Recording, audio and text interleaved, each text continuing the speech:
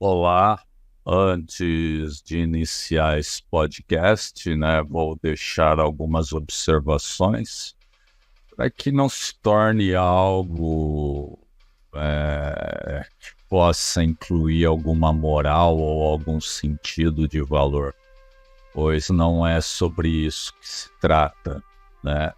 Estamos pensando numa linha retrospectiva, longe de valores apocalípticos, distópicos, mas dentro de uma funcionalidade material presente, nada elaborado fora desse presente momento. E aqui é importante lembrar, do Soren Kierkegaard, só há vida vivida no espaço e no tempo em que eu existi, de fato. E aqui, longe de qualquer outro discurso opinativo, que também já é uma opinião, não tenta descrever uma verdade total ou um fim argumentativo sobre a questão. Então, nesse caso, é apenas mais uma opinião, entre outras, mas talvez não tenha sido retratado nos meios mediáticos. Seguimos. A bomba explode lá. O preço sobe aqui. Tem gente olhando o mapa agora.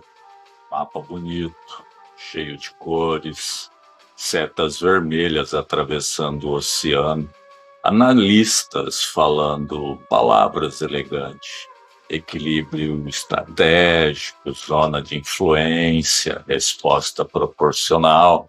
Parece conversa importante, parece coisa distante, mas a louca do rolê sempre faz a mesma pergunta. Uma pergunta simples: quem paga essa conta? Porque a guerra na televisão parece estratégia, mas guerra na vida real parece de outro jeito. Ela aparece no posto de gasolina, ela aparece no preço do diesel, ela aparece no carrinho do mercado. A bomba explode lá, mas o preço sobe aqui. Freud já dizia uma coisa que muita gente prefere esquecer: o ser humano não é naturalmente pacífico. Ele é um animal que precisa ser continuamente domesticado pela cultura. A civilização existe justamente para segurar impulsos que continuam vivos. A agressividade não aparece ou desaparece. Ela apenas muda de forma. Às vezes vira lei, às vezes vira discurso, às vezes vira guerra organizada. O que chamamos de conflito internacional, muitas das vezes, é agressividade institucionalizada. Mas Freud não estava sozinho nessa conversa. Marx apareceu olhando para outro lugar, a base material.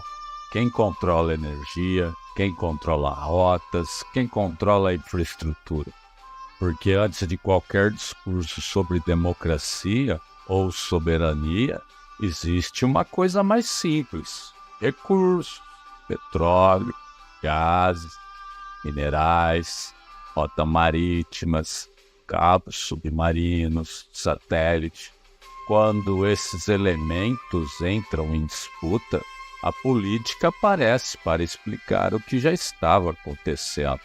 A estrutura vem antes do discurso. A louca do rolê olha o mapa de novo, mas não olha para ele. Olha corredores, estreitos, oleodutos, portos.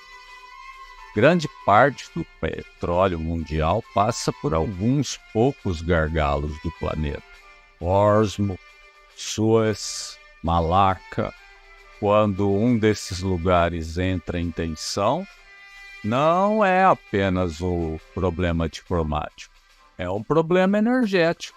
E energia move quase tudo. Agora pense, energia, no caso, como forma de combustível. Energia que move caminhão, caminhão que move comida, comida que move sociedade. Quando a energia treme, o cotidiano inteiro vibra. Só que hoje tem outra coisa curiosa acontecendo. A guerra chega primeiro pelo celular, vídeos, alerta, mapas animados, especialistas explicando tudo em poucos segundos. A experiência da guerra virou informação antes de virar experiência direta. Bauman chamaria isso de medo líquido, o medo que atravessa fronteiras antes mesmo do conflito chegar. E enquanto isso, quem pega ônibus às 6 da manhã não está discutindo geopolítica, mas vive dentro dela. O preço do diesel define o custo do transporte. O transporte muda o preço da comida. O preço da comida pressiona o salário. Uma tensão que começa num estreito marítimo distante que atravessa o planeta inteiro até chegar no mercado da esquina. Essa é a parte que raramente aparece nos feeds. E aí surge a pergunta: por que a guerra virou espetáculo? Debord dizia que vivemos em uma sociedade onde tudo aparece primeiro como imagem. A guerra virou transmissão ao vivo, com gráficos, com comentaristas, com trilhas sonoras, mas a infraestrutura real continua funcionando silenciosamente. Navios, refinarias, oleodutos, portos, cabos submarinos, enquanto a tela mostra o míssil. O sistema logístico reorganiza o preço da vida cotidiana. Freud lembrava da agressividade humana. Marx lembrava da estrutura econômica. E Einstein lembrava do poder destrutivo que a tecnologia colocou na mão dos homens. Quando estas três coisas se encontram, aparece uma realidade desconfortável. A guerra moderna não é apenas falha moral, é uma engrenagem histórica. A louca do rolê olha o mapa pela última vez. Veja que agora a perspectiva muda. A louca não vê fronteiras, vê energia, transporte, trabalho.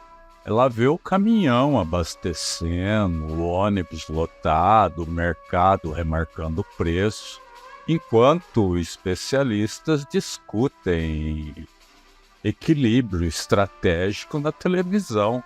Muita gente continua fazendo o que sempre fez, acordando cedo, pegando o transporte público, trabalhando, pagando conta. A guerra aparece como notícia, mas a consequência aparece como custo.